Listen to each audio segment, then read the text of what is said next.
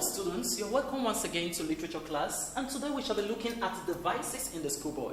In our previous lesson, we looked at the summary and the themes in that point. So let us look at the devices explored in the schoolboy by Williams Blake. Now, what are our objectives for today? By the end of this lesson, you should be able to call out the figures of speech used in each stanza, explore the relevance of each figure of speech to the themes, analyze other devices in the poem. Now, let us look at some devices in the poem. What is the rhyme scheme of this poem? The rhyme scheme of this poem is A, B, A, B, C. You understand how to identify rhyme scheme. The sound that ends every word at the end of each line. So that is how you identify your rhyme scheme. So the rhyme scheme of this poem is A, B, A, B, C. Another device you will find in this poem are imagery and symbols. Imagery and symbols. Now, to depict the theme of school's harshness to children, the poet uses three interrelated images. Now, he uses the image of the boy, the bird, and the plants. The image of the boy, the bird, and the plants.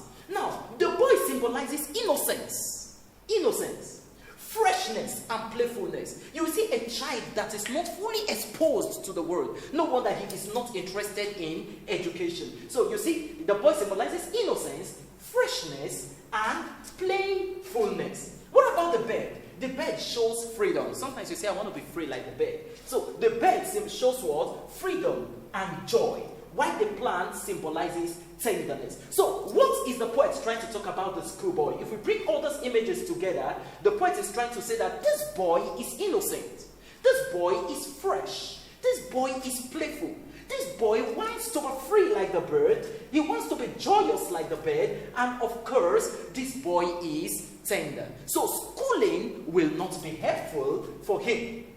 All this depicts a child allowed to be groomed by nature. To portray the harshness of school. Now look at the other side.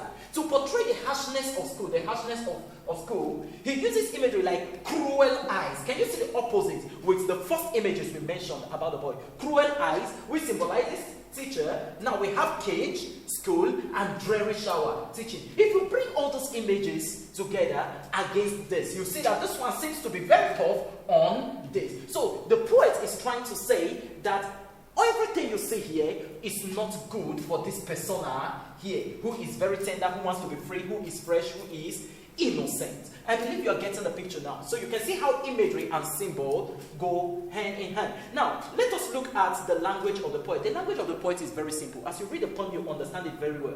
But another thing you must understand is that the language is very graphic.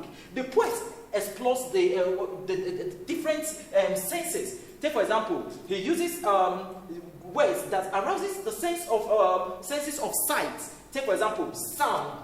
Okay, sight, sound, and touch. Look at cruel eyes, bird, a boy. You see that this is visual imagery. Now look at singing bird, huntsman horn, the song of the skylark, auditory, appeals to our sense of hearing. And then we have the bird's need, which appeals to our sense of touch. So can you see that the language is highly graphical?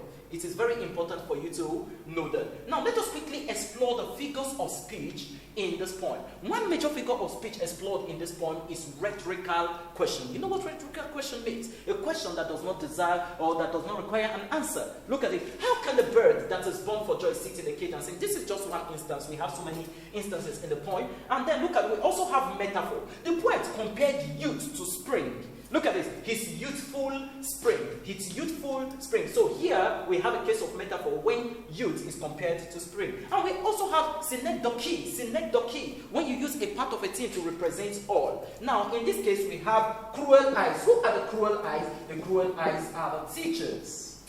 Sorry, I don't have a cruel eyes. Alright. Transferred epithet. Transferred epithet. When you use the wrong word to qualify another word, or the wrong adjective to qualify another word. You know that anxious is not supposed to qualify our.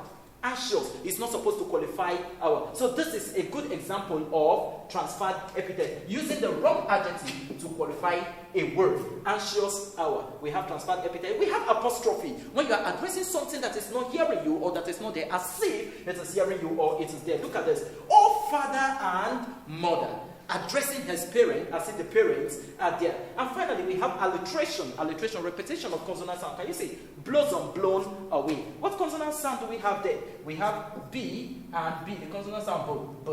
That is, these are good examples of alliteration explored in this point. I believe you have learned one or two things. I want you to take all this lesson serious, because we may not have much time for revision when you resume to prepare for your exams. Have a great day, and God bless you.